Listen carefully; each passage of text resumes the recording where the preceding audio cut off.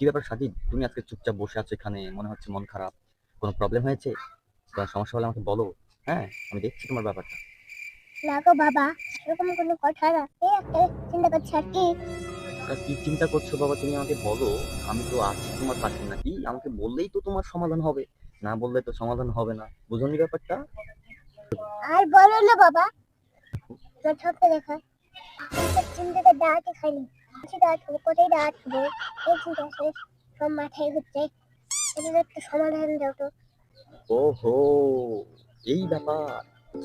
তুমি তোমার ঘর ভর্তি করার লেগে দাওয়াত খুঁজছো। দাঁড়াও, খুঁজি আমি, তারপরে তোমাকে বলছি, ঠিক আছে? আমার ডাক খাটাটা খুব ভালো লাগে। আমি ডাহাটা খাটা হচ্ছে না, ধাপও করতে হচ্ছে না, তো ডাটা দিচ্ছে না, সব টেনশন হচ্ছে তো বাবা। আপনার কাছে একটা ব্যবস্থা করো। সাথী, দাঁড়াও, মনে পড়েছে। এই বাজার থেকে আসার সময় একটা বাড়িতে গান বাজতে দিচ্ছিলাম, আমার ডুক ডুক ডুক ডুক ডুক ডুক ডুক ডুক দিয়ে বাজাচ্ছিল। ওই বাড়িতে একটা দাওয়াত আছে।